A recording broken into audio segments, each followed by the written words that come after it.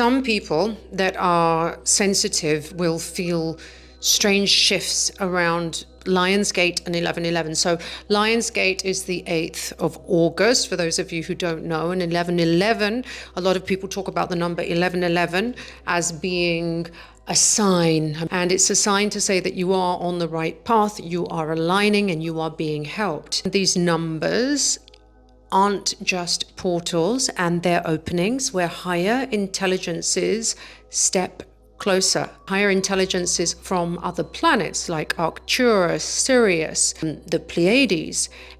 I talk about how our souls aren't all from planet Earth. Some of us have come from other planets and have been born in these human bodies, and we are called starseeds. And to know what starseed you are, it's generally shown by the traits and the situations that have happened in your life.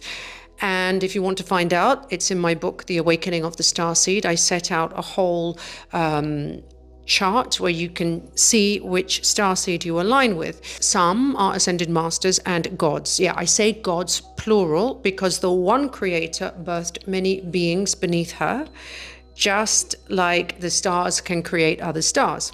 So gods like Eros, Venus, Poseidon, they actually weren't myths. They existed, and they still do, in human form. The temples around the world, they're not just projects, they're not art.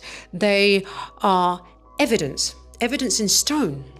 Here's the secret that religion tried to hide. The Indian gods, the Mayan gods, the Egyptian gods, the Greek gods, they are the same energies, wearing different names.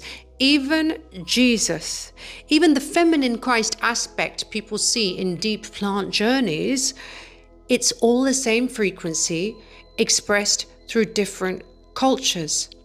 I traveled the world for 10 years looking for evidence. Well, it wasn't a conscious, everything was happening in the subconscious. I was guided because I lived in the time of Jesus. I lived in the time of the ancient Egyptians. I lived in the temples of Egypt, and I was guided there powerfully by plant medicine. It makes fundamental activations in your body, which then led me on my 10-year mission around the world, where I was reconnecting to the ancient energies in my old temples. These frequencies, these energies, the land never forgets, the temple never forgets who you are. Even right now on this planet, you're leaving an imprint of who you are. So, some of the gods were real and some were false, fabricated for power. You only have to look at Alexander the Great. He returned claiming godhood to marry goddesses and overturned kingdoms. False gods rise and they fall with politics. And also you will find that the false gods and prophets are the ones who will have many, many women and many, many concubines. They're not true. Their word is not true. They are playing with the emotions of sexuality. There is a sacred sexuality and there are sacred practices that come around sex, but you will see that the false gods and prophets are demoralizing sexuality.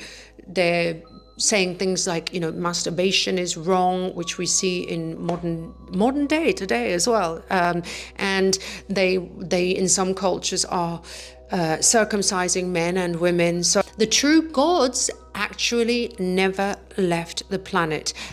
They walk through these portals with us. We are archetypes of them, fragments of their original blueprint, but humanity was tricked into worshipping false prophets, false rulers, and false stories. Even our holy texts hide the truths in plain sight. The Bible begins with the word Elohim, plural for the gods. The Qur'an says we created the heavens and the earth, not I. It says we. And the story was always much bigger than what we've been taught. I've taken people on plant medicine journeys where they've met these gods, and I'm not talking one person. I've been in a room with 8 people where I'm holding the ceremony and they've all seen Egyptian gods. They've seen me walking through 5 different timelines. One actually said, you exist in all different timelines. So he saw the different timelines that I was existing in as an ancient Egyptian.